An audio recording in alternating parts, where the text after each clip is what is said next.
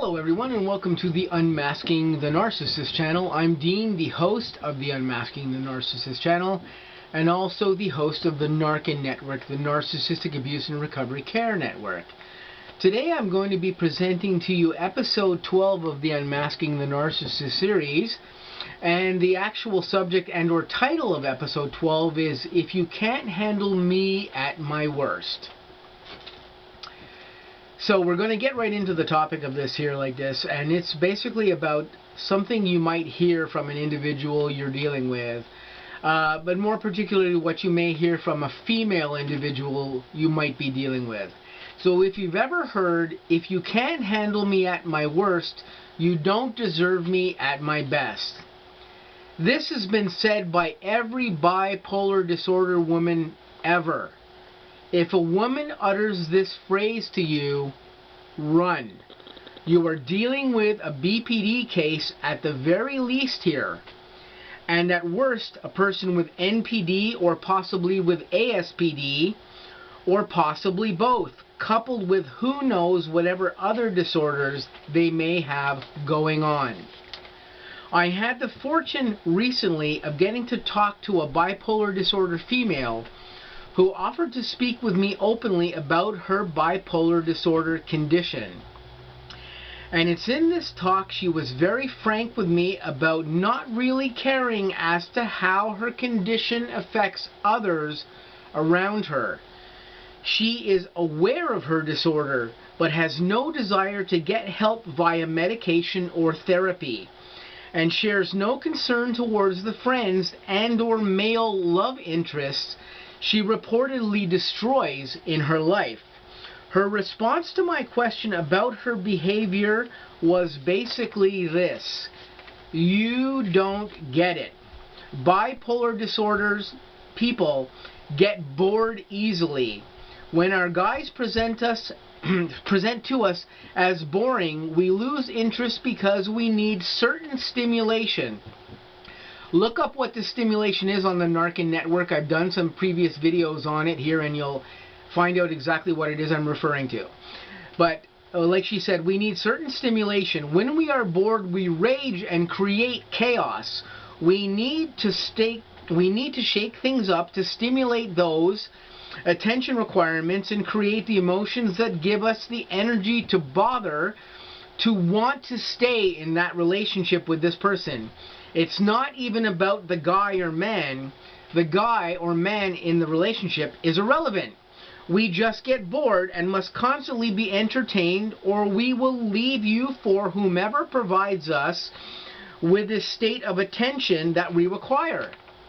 Again, this is a classic state of being for most narcissists, and also for a good majority of bipolar disorder patients, as well as this being a requirement in several other disorders. Again, it's got nothing to do with you, the victim. Yes, this BPD female is stating, you bore me and I will seek other stimuli elsewhere. But this has zero to do with you and what you, the victim, are doing. You are not there to constantly stimulate this bipolar disorder psychosis sufferer's brain. Not in the least. This is a mentally deficient condition this person is suffering from. They do not have a normal mind, and they are not thinking normal thoughts. Their psychological issues really have little to do with what you're doing or not doing with them.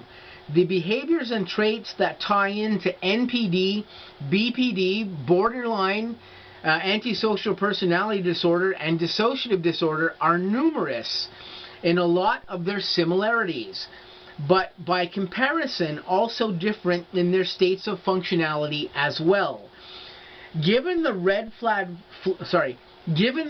flag factors of all of these disorders, we can determine the similarities between them, but this does little to assist in determining the avoidance factors of dealing with someone with one or more of these disorders, when so many of the actual behavior factors lay hidden behind the protective facades that these disorder sufferers present.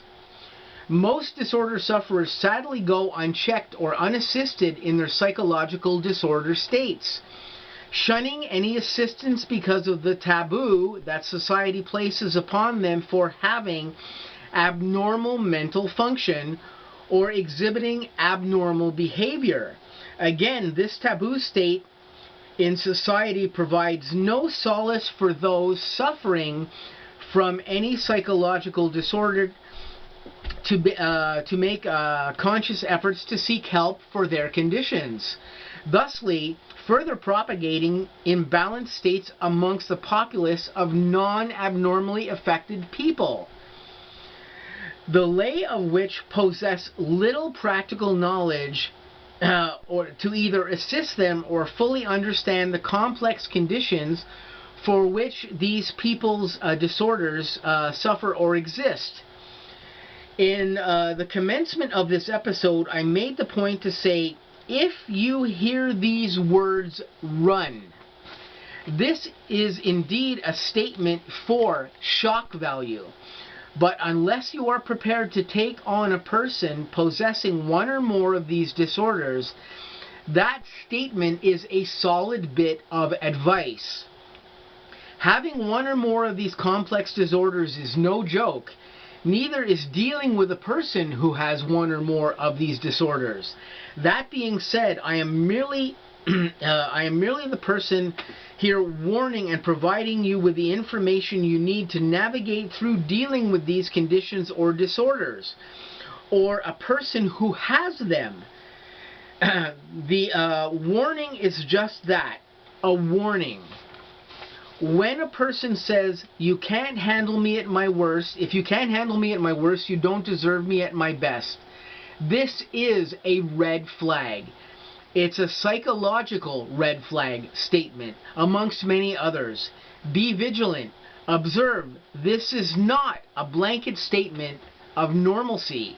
It needs attention, but you also need to exercise self-protection in your state of being in order to not get intertwined with somebody who suffers from these disorders.